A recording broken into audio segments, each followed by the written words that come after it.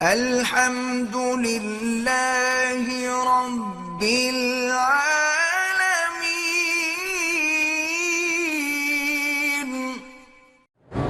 اگر کوئی عورت ہے، اس نے منت مانی ہے کہ میں رات کو حرم میں گزاروں گی، کوئی بات نہیں، کوئی مسئلہ نہیں ہے۔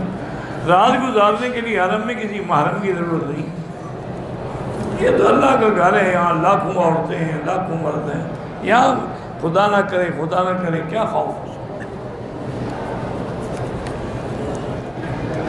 درگاہوں پر جو خیرات اور دیگیں پکتی ہیں نہ کھایا کریں، چونکہ وہ غیر اللہ کے نام پہ پکتی ہیں، وہ اللہ کے لیے نہیں ہے، وہ پیر صاحب کے لیے ہے۔ اگر اللہ کے نام پہ تھی تو اپنے گھر میں پکا کے خیرات کر دیتے، وہاں آگے پکانے کی کیا ضرورت پڑ گئی؟ کسی بزرگ کی قبر پہ جا کے بالکل جائیں، 1000 دفعہ جائیں، لیکن اس بزرگ کے لیے دعا کریں گے یا اللہ اس کی قبر کو نور سے بھر دے، یا اللہ اس کو جنت الفردوس نصیب فرما، اس کے درجات بلند فرما۔ اس سے نہ مانگیں، اس کے لیے مانگیں۔ میرے ایک دوست نے جھگڑے کے دوران ایک بار میں 3 طلاقیں دے دی۔ بہرحال حنفی مسلک میں بلکہ چاروں ائمہ کے نزدیک 3 طلاقیں 3 ہوتی ہیں۔ بعض علماء اہل حدیث فرماتے ہیں کہ اگر ایک وقت میں طلاق دی جائے 3 تو 1 ہوتی ہیں، لیکن بہرحال راجح قول یہی ہے کہ 3 ہے، 1 ہے۔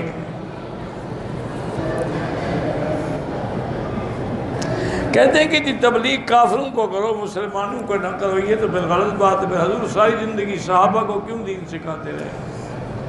یہ کوئی بات ہے کہ کافروں کو کرو؟ چلو ایک جماعت کر رہی ہے مسلمان، تم کافروں کو شروع کر دو، صرف اعتراض تو نہ کرو نا گھر بیٹھ کے۔ میرا ایک بیٹا فرانس میں ہے، پریشان ہے۔ پریشانی کا حل یہی ہے جو علماء نے بھی لکھا ہے اور اللہ کے قرآن میں ہے کہ حسبنا اللہ و نعم الوکیل۔ اس سے کہیں کہ یہ جتنا پڑھ سکتا ہے پڑھتا رہے، وضو ہے، نہیں ہے، دن ہے، رات ہے، گھر میں ہے، بس اس کی کثرت کریں، انشاءاللہ سب پریشانیاں ٹل جائیں گی۔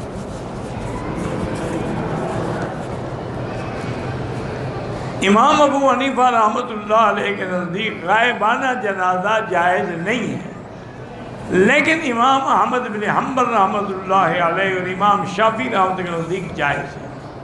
وہ دلیل پکڑتے ہیں کہ حضور نے بادشاہ نجاشی کا جنازہ مدینہ پاک میں کھڑے ہو کے پڑھا تھا۔ امام صاحب فرماتے ہیں وہ حضور کا معجزہ تھا، حضور کے سامنے جنازے کو ظاہر کیا گیا۔ اگر غائبانہ جنازہ ہوتا تو حضور کے کتنے صحابہ شہید ہوئے ہیں، اور کسی صحابی کا آپ نے کیوں نہیں پڑھا؟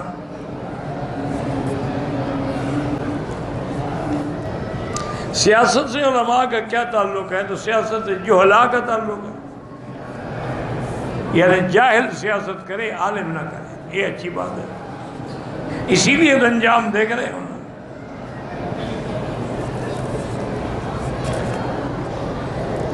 ہمارے بلوچستان میں پیمنٹ پہ گاڑی دیتے ہیں، ٹائم پر نہیں دیتے، سود در سود وصول کرتے ہیں، وہ حرام ہے، ظلم ہے۔ سود حرام ہے پر سود در سود، یہ تو کبھی یہودیوں اور ہندوؤں نے بھی ایسا نہیں کھایا۔ بالکل ایسی گاڑیاں نہ لیا کریں اور نہ سودی چکر میں پھنسا کریں۔ ہمارا ایک دوست اپنے ملک میں 2 سال سے لاپتہ ہے، اللہ پاک مہربانی کرے۔ اس کے لیے علماء نے لکھا ہے کہ سورۃ والضحیٰ پڑھ کے دعا کیا کرو، اور جب اس میں آیت ہے نا وَوَجَدَكَ ضَالًّا فَهَدَىٰ، تو اس کا تصور رکھو۔